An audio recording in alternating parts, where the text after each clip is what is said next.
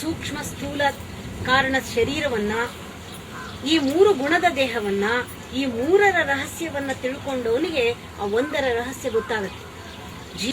ಈ 4ನೇ ಅವಸ್ಥೆ ಯಾವುದಿದೆ, ಎಚ್ಚರಿಕೆ, ನಿದ್ರೆ, ಕನಸನ್ನ ಮೀರಿ ಧ್ಯಾನಾವಸ್ಥೆಗೆ ಹೋದಾಗ ಆ 4ನೇ ಅವಸ್ಥೆಯಲ್ಲಿ in that altered state of consciousness you will come to know the secret of 3. ಈ 3 ಮತ್ತು 1 ತಿಳ್ಕೊಳ್ಬೇಕಾದ್ರೆ ಸ್ಟಡಿ ಮಾಡಬೇಕು.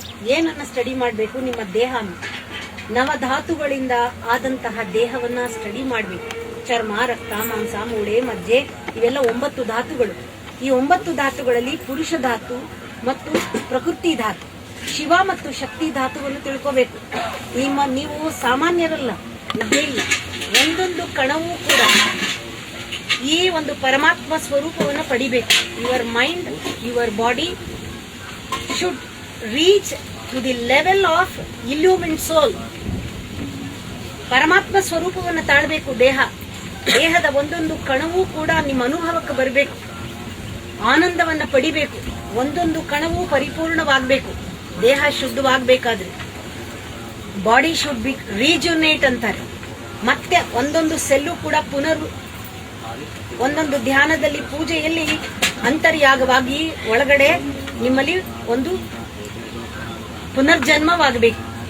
ಇದಕ್ಕೆ ಪ್ರಚೋದನೆಯಾಗಿ ನಿಮ್ಮ ಒಳಗೆ ಇರುವಂತಹ ಕರ್ಮ ಏನೇನಿದೆ ಅದಕ್ಕೆ ಹೇಳ್ತಾರೆ ಚಿತ್ತ ವೃತ್ತಿ ಅಂತ. ಆ ಚಿತ್ತ ವೃತ್ತಿ ಬ್ಯಾಲೆನ್ಸ್ ಆಗಬೇಕು. ಚಿತ್ತದಲ್ಲಿ ಎಲ್ಲ ಕರ್ಮಗಳು ಕಳಿಬೇಕು. ಈ ರೀತಿ ಬೇಕಾದಷ್ಟು ಆಗಬೇಕಾದ್ರೆ ನಮ್ಮ ಒಳಗಡೆ ಈ ಕೆಮಿಕಲ್ ಕಾಂಬಿನೇಷನ್ ಅಂತ ಹೇಳ್ತಾರೆ. ಈ ಮೆಟಾಬಾಲಿಸಮ್ ಮೆಡಿಟೇಷನ್ ಅಲ್ಲಿ ಬೂಸ್ಟ್ ಆಗ್ತಿದ್ದಂಗೆನೆ ಆ chemical balance in the body and mind should happen. ಆ ರೀತಿ ಆಗಿದಾಗ ನವಗ್ರಹಗಳು ಕೆಲಸ ಮಾಡ್ತಾ ಇದೆ, ನವರಸಗಳು ನಮ್ಮ ದೇಹದಲ್ಲಿ ಕೆಲಸ ಮಾಡ್ತಾ ಇದೆ, ನವಧಾತುಗಳು ಕೆಲಸ ಮಾಡ್ತಾ ಇದೆ. ಈ 9 ಬಹಳ ವಿಶೇಷವಾದಂಥದ್ದು. 9 ಶಕ್ತಿಗಳು, ನವಶಕ್ತಿಗಳು ನಮ್ಮಲ್ಲಿ. ಇದು ದೇವಿ ಪಾರಾಯಣ ಮಾಡಿದಾಗ, ದೇವಿ ಭಾಗವತವನ್ನು ಓದಿದಾಗ, ನವರಾತ್ರಿಯ ವಿಶೇಷ ತಿಳ್ಕೊಳ್ಬೇಕಾದ್ರೆ ನಿಮಗೆ 3